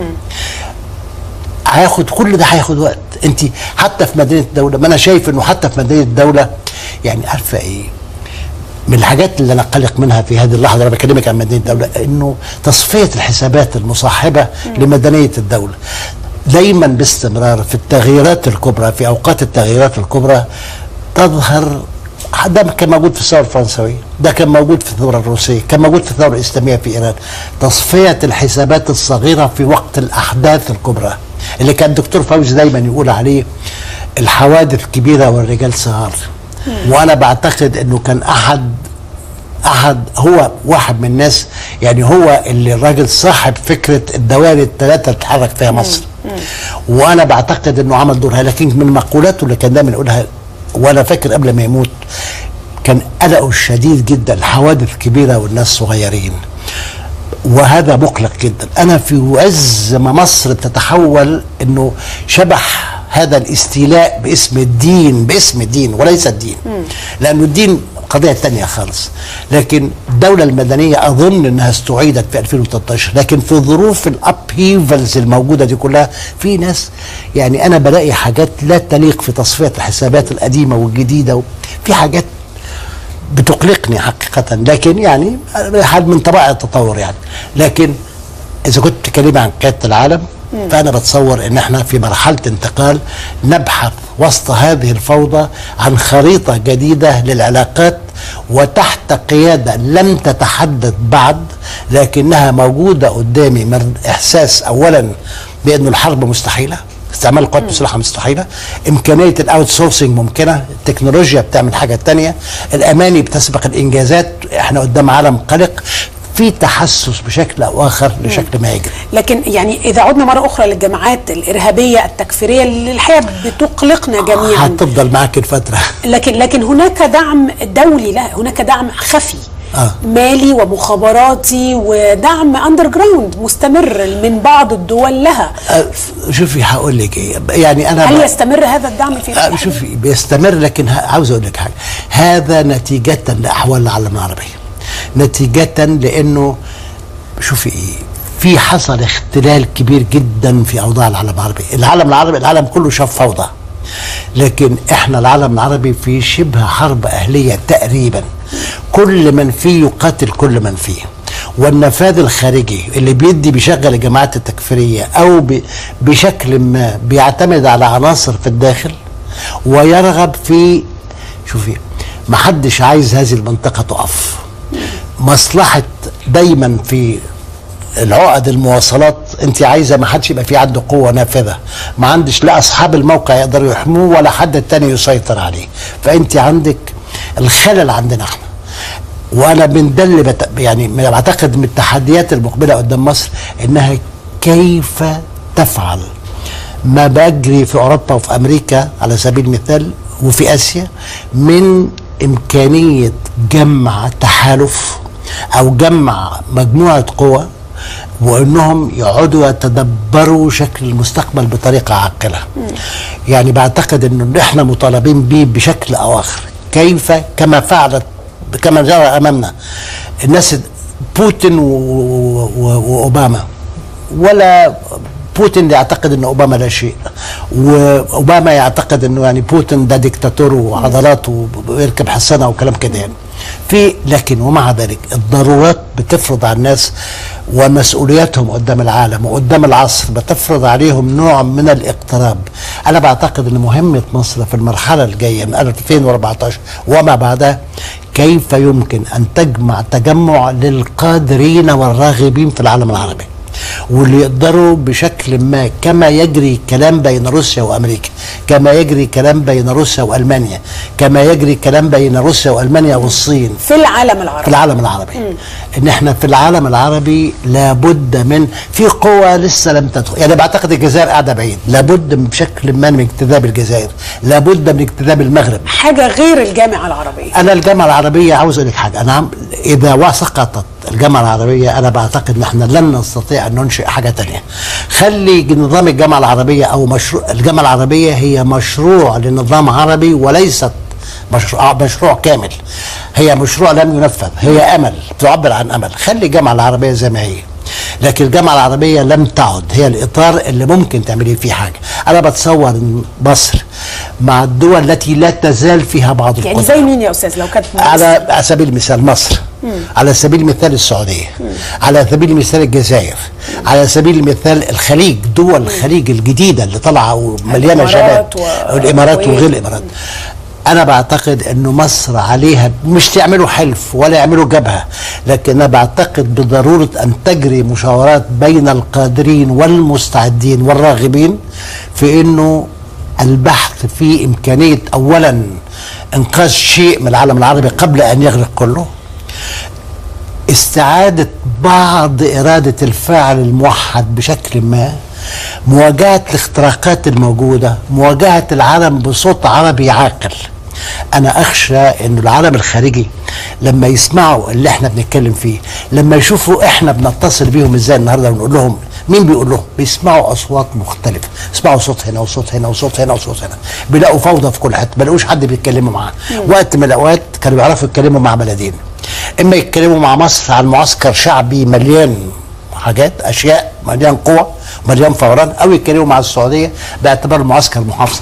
انت لا تعرفي عنوان القوى العربيه، القوه العربيه او امكانيه القوى العربيه في هذه اللحظه بلا عنوان يمكن ان تراسل عليه. يتركنا عام 2013، والحقيقه دي اخر حلقه لينا في 2013. وشكل العالم العربي ايه وشكل مصر كيف تبدو لك؟ شوفي، انا بعتقد انه اول حاجه ان احنا في فوضى، لكن في مساله مهمه جدا، لا ينبغي طالما هناك حياه فلا بد ان يكون هناك امل. انا بعتقد انه مجرد ان هذا البلد بدا يتنبه الى انه مصر مش هي اللي كانت موجوده قبل 25 سبتمبر، ومصر ليست هي الموجوده قبل 30 يونيو، وانه في مصر جديده بشكل ما بتتشكل. انا بعتقد ان ده يدعو لامل. بعتقد انه السعوديه سوف تدرك انه كل المغامرات اللي حاصله دي كلها في سوريا وفي سوريا السلاح وجوه التلون هنروح لوحدنا منفردين نخلص على الوضع في سوريا. اظن انه ممكن تطلع اصوات عاقله. الخليج انا لازم اعترف ان انا يعني متاثر جدا بالشباب اللي ظاهرين اللي قدامي، شفتهم في الامارات مثلا على سبيل المثال، واللي شفت كتير منهم في قطر كمان في غيرها، شفت في بيروت كتير قوي، في لا تزال قوة حية موجودة، وأنا بعتقد أن من واجب القاهرة في هذه المرحلة الجديدة وفي السنة الجاية كيف تجمعي شتات العالم العربي. هو ده الموجود عندك. أنت عارفة إيه؟ التمني ما عادش بيجي يجدي في شيء. أنا مضطر أن أعمل بما بقي أمامي بعد إعصار طاحة في العالم العربي. مضطر زي ما ناس واجهوا التسونامي، أنت جالك تسونامي ولا يزال مستمر، لكن الناس بعدها هتعمل إيه؟ لابد أن تعيدي تجففي الطوفان، اثار الطوفان، ولا بد انه بعض اللي قادرين يقفوا على رجليهم على الاقل لابد ان يعودوا الى مساكنهم وان يروا كيف يمكن ان يبداوا حياه جديده مهما كانت الخسائر. ماذا عن مصر؟ يرحل 2013 تاركا مصر ايه؟ بلحظه امل. 30 يونيو كانت فارقه. هي شوف، هي صحيح في لحظه، لكنها في لحظه خطر ايضا.